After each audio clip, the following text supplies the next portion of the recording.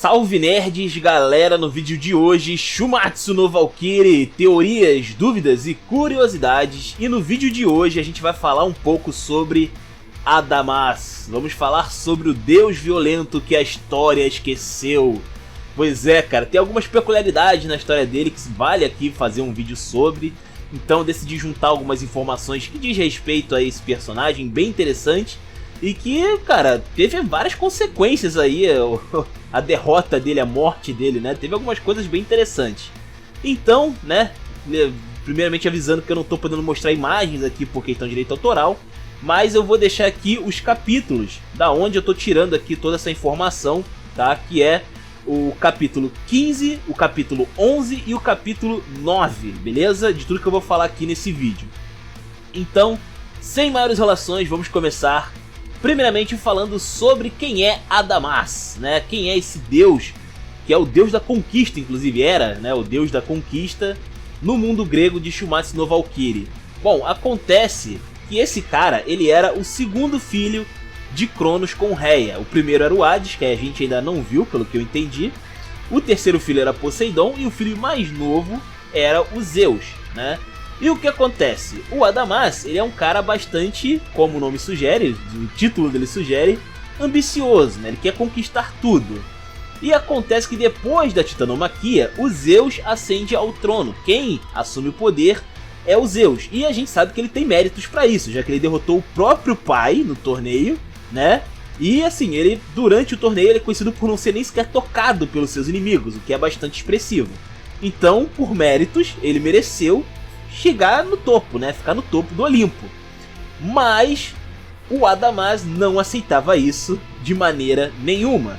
E a questão dele era uma questão de hierarquia, porque para ele, quem deveria ser o líder, né, seria ele, né? É legal que ele não fala nem do Hades, né?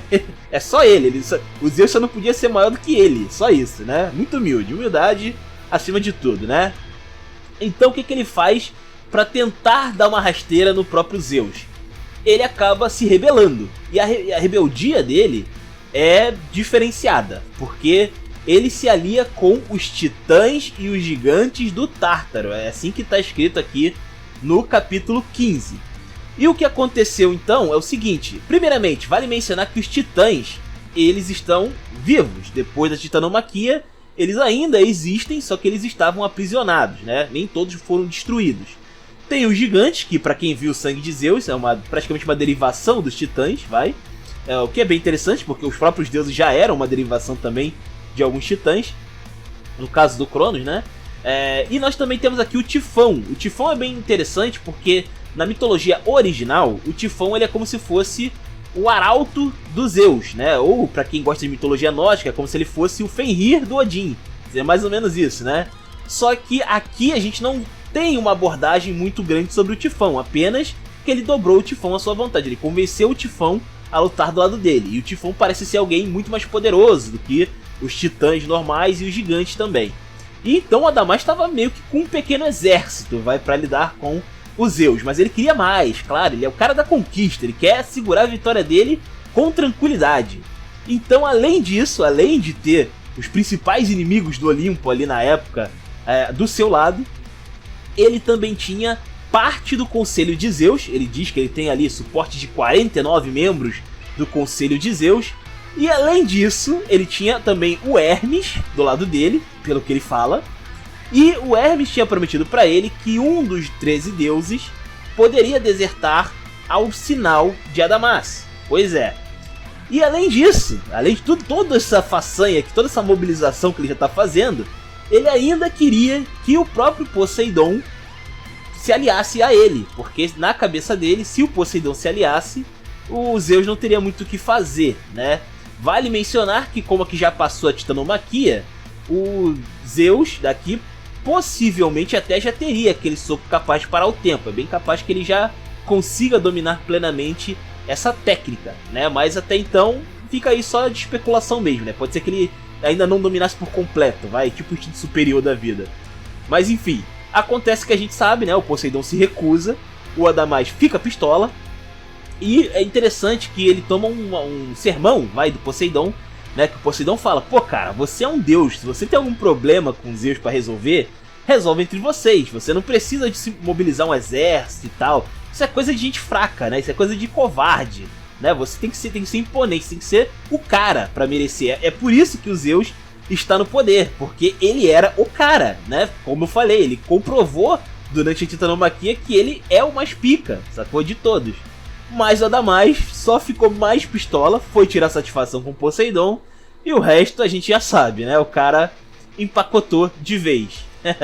E vale mencionar que o Hermes estava ali na sala, o Hermes estava, né, verificando, né, a situação toda que estava acontecendo ali. Muito malandrinho, que aliás eu descobri que o Hermes parece que ele foi baseado num tal de Sebastian, do Black Butler. É um anime que eu não conheço, talvez eu dê uma olhada aí essa semana pra ver.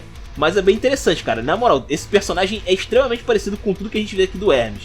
Bem curioso. Talvez seja até um spoiler do que o Hermes venha a fazer no futuro, quem sabe, né? Mas enfim. Algo interessante aqui das consequências, né, desse movimento que o Adamás estava fazendo, é que a gente não sabe o que aconteceu com os titãs, com os gigantes e com o Tifão, que ele mobilizou lá aquele mini exército. A gente imagina que essa galera tenha sido destruída, né? O mais sensato é de que tenha sido destruído, mas também pode ter ocorrido de que na verdade eles só tenham sido reaprisionados de novo, né? Ou pelo menos eles tenham desistido, de tentar lutar contra os deuses depois de tudo que aconteceu com Adamás. Também tem a questão aqui do Hermes, como eu falei, que aqui a gente já vê que o Hermes realmente é um cara peculiar, né? O Hermes é alguém estranho, no mínimo, e ele meio que prometer que fazia parte desse movimento é curioso, né? É bem curioso. E talvez ele até planeje, né, dar uma rasteira, mas não desse jeito, não na força bruta. Ele quer algo mais inteligente, né? Ele não é tão orgulhoso quanto Poseidon nesse aspecto, ou o próprio Adamás, inclusive. E também vale mencionar que depois que o Adamás morre, em homenagem ao Adamás, o Zeus ele faz aquela postura física dele, aquela forma física de Adamás. Se você pegar o corpo do Adamás, principalmente na página 16 do capítulo 15, onde ele está sentado no trono dele, você vê que ele fisicamente lembra realmente muito aquela forma física do Zeus. Então realmente o Zeus, o que ele faz? Ele se transforma fisicamente no Adamás, ele vira fisicamente esse cara.